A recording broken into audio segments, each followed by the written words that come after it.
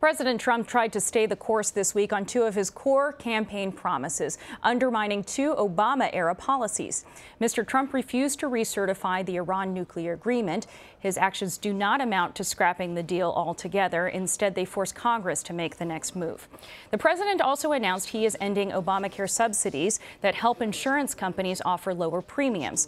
All of this is in direct conflict with his top advisors and even some Republican lawmakers. Here's what the president said about health care at the Voter Values Summit on Friday. We're going to have great health care in our country. We are going to have great health care in our country. We're taking a little different route than we had hoped because getting Congress, they forgot what their pledges were. So we're going a little different route. But you know what? In the end, it's going to be just as effective, and maybe it'll even be better. CBSN political contributor and columnist for the Boston Herald, Michael Graham, joins us now from Boston. Michael, good to see you, as always.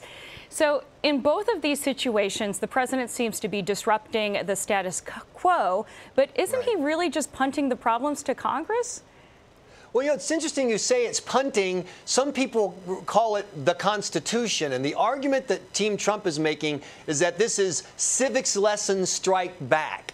If you want an Iran deal that the next president can't just step away from under the terms of the deal, then you need to pass it through the Senate as a treaty and get the votes. President Obama didn't have the votes. He made this weird kind of deal. He rolled Senator Bob Corker, which is one reason a lot of conservatives won't be unhappy to see him leave. And President Trump stepped in and said, it always belonged in Congress. The same on these payments to insurance companies.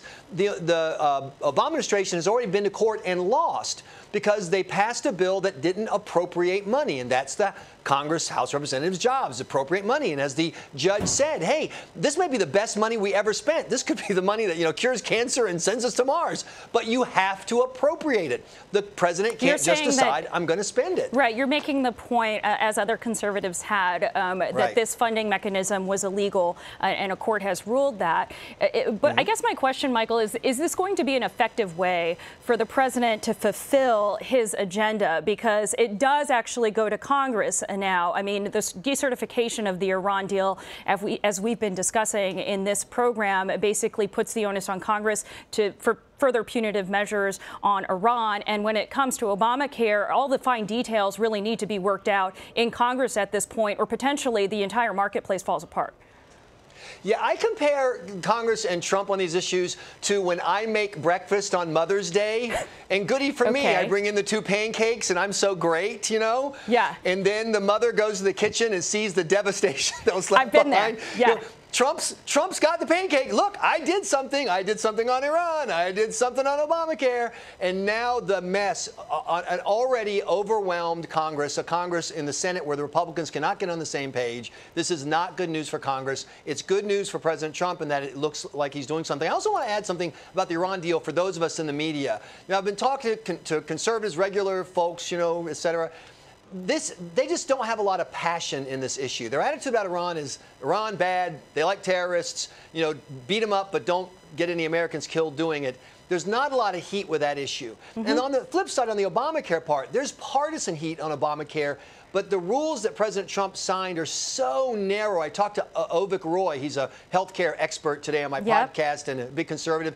He said this is a fringe of a fringe as far as the number of people it will impact, even if these executive orders ever actually get implemented, because now they have to go through the rule process and all the other stuff that is involved in changing these that's interesting. That's interesting, Michael, because, and I've read Roy's comments in the Wall Street Journal and other places. Is he basically, and are you basically saying what really has happened is that Trump has put this in the courts where it's all going to be mired? And I know that more than a dozen states are now suing because they're saying what Trump has done in an executive order to get rid of these subsidies is illegal, that it's all just going to be mired in courts?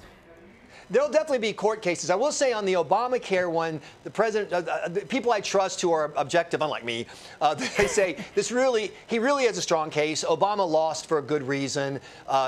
President Obama was so sure that this money had to be appropriated that I think it was in 2014, he went to Congress and asked them, will you please appropriate this money? So you can't, I'll put it this way, if you're going to skirt around the edges of Congress and do everything with a pen and a phone, the next guy with a pen and a phone can undo it. Having said all that, I still believe that what President Trump is trying to do is he's trying to shake the cage of Congress, Republicans and Democrats, and get them to do something. I know people hate Donald Trump, and I know he gives them lots of reasons to hate them, but are they really going to let the millions of Americans who depend on this? Clearly, it wasn't working when Trump got in office. It's working even less now.